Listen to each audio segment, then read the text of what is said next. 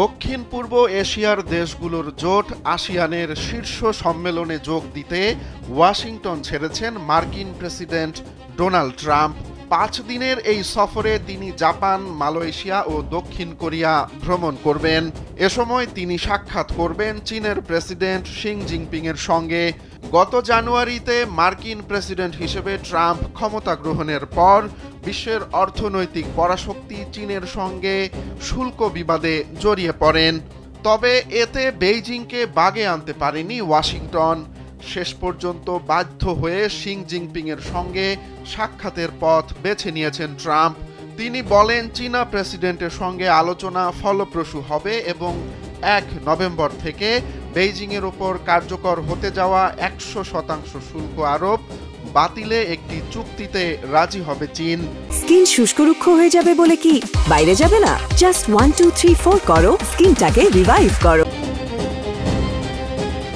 এদিকে আসিয়ান শীর্ষ সম্মেলনে উত্তর কোরিয়ার প্রেসিডেন্ট কিম জং উনের সঙ্গেও সাক্ষাতের আগ্রহ প্রকাশ করেছেন ট্রাম্প। তিনি বলেন, কিমের সঙ্গে তার ভালো সম্পর্ক রয়েছে। এর আগে ২০১৯ সালে কিমের সঙ্গে সাক্ষাৎ করেছিলেন ট্রাম্প। এদিকে উত্তর কোরিয়ার প্রেসিডেন্টও ট্রাম্পের সঙ্গে সাক্ষাতের জন্য শর্ত জুড়ে দিয়েছেন।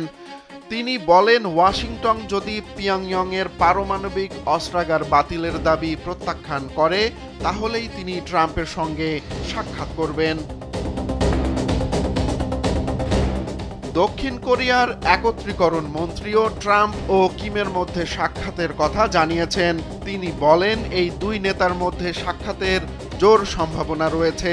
মার্কিন সংবাদ মাধ্যম CNN এর প্রতিবেদনে বলা হয়েছে, কিমের সঙ্গে বৈঠকের জন্য গত সপ্তাহেই মার্কিন কর্মকর্তারা আলোচনা করেছেন।